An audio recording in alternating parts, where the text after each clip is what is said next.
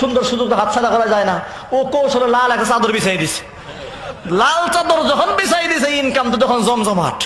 কারণ বাংলাদেশের মানুষ মনে করে মাজারে টাকা দিলেই আমি কোটিপতি হই। কথা ঠিক কিনা? তো দিছে টাকা, টাকা দেওয়ার পরে সে সিস্টেম করলো সর্বনাশ রে, এই চাদর উঁচা করলে যদি গাদা দেখে আমারে গাদা বানিয়ে ফিটাইবো মানুষের ধরে। তো সিস্টেম করলো রাস্তার মাঝখানে কবর খুঁজছে, রাস্তার মাঝখানে কবর খুঁজে শোয়াইছে, কবর দিয়া লাল শালো বিছাই দিছে। মানুষ সকালবেলা ঘুম থেকে উঠে রাস্তা দিয়ে হাটের, সর্বনাশ রে গায়েবী মাজার উঠছে। কি মাজার উঠছে? গায়েবী মাজার উঠছে। আইরে ইনকাম শুরু হয়েছে। আর সে লাল শালো পইরা হাতে তসবিহ নিয়া শুরু করছে। আছে না এই পার্টি বাংলাদেশে? তসবিহ নাই, আবার জিকির করে হু হু হু হু। তো হু হু আবার কি জিকির? কয় কলব সাব হয়। নামাজও পড়ে না, কয় দুয়া রেখে বেহেশত দেখা হইব। কয় নামাজ পড়ো নি? কয় নামাজ না পড়লে কি বুঝবো অন্য আমল আছে। বেহেশত দেখা, বেহেশত মামুর বাড়ি। হ্যাঁ আমার ভাইরা দেখেন তারপরে কি হয়।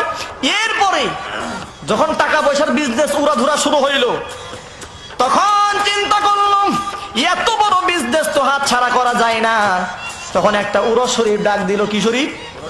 উরস শরীফ। উরস শব্দের অর্থ আমি কত মানুষের জিগাইলাম পাই না। হুজুর উরস শব্দের কি অর্থ? আমি আরবিতে এই শব্দের আবিষ্কার করার অনেক চেষ্টা করেছি। এক শব্দে দেখলাম উরসুন মানে বাসর ঘর, আর একটা বাংলায় আমরা উরুস বলি সারবুকারে। কি বলি? এর মানে কি? সারবুকা শরীফ। তাই তো মনে হয় সারবুকা শরীফের চাইতে খারাপ বিয়ে আইডিয়া। তাই তো ঠিক কিনা জোরে কর? উরস শরীফের ডাক দিয়েছে। ডাক দেওয়ার পরে হাজার হাজার মানুষ আসলো।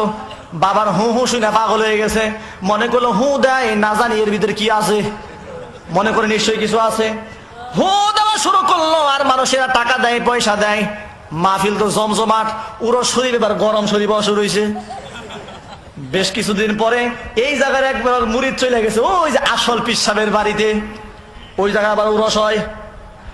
গিয়া বলতেছেন হুজুর আপনি আর কি উরস বানান, আপনার মুরিদ তো এমন উরস বানায় আপনার উরসের চাইতে 3 ডবল লোক বেশি হয়। টেনশনে পড়ে গেছে। সর্বরা ইরে কি কয়, আমার মুরিদে আবার উরস শরীফ করে, আবার আমার সাথে বেশি লোক হয়, কারিশমাটা কি? মুরিদকে জিগাইতে হয়। মুরিদকে ডাকছে। মুরিদ আইসা বলতেছে হুজুর আপনার কাছে তো লুকাইতে পারি না, সবার কাছে গোপনীয়তা রক্ষা করা যায়। হুজুর আপনি আমার বিশ্বাস, আপনার কাছে আসল তথ্য গোপন করব। কয় না বলো একটু শুনি, কেমনে তুমি এত বড় উরস শরীফের মালিক হইলা? কয় হুজুর আপনি যে ওই যে গাধাটা দিছিলেন, পথিমধ্যে গাধাটা মারা গেল।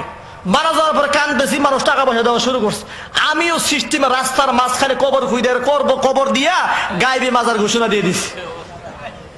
এরপরে থেকে আসলো টাকা, তারপরে পয়সা, তারপরে হাদিয়া, তারপরে মান্যত, এরপরে আমার মাজার জমজমাট। আমি এখন উরস শরীফের বড় বিশ্বাস। আর এই মাজারের নাম দিছি হযরতে গেদা শাহ রহমাতুল্লাহি আলাইহি। কি শাহ? গেদা শাহ রহমাতুল্লাহি আলাইহি মাজারের নাম দিছি। নাউজুবিল্লাহ।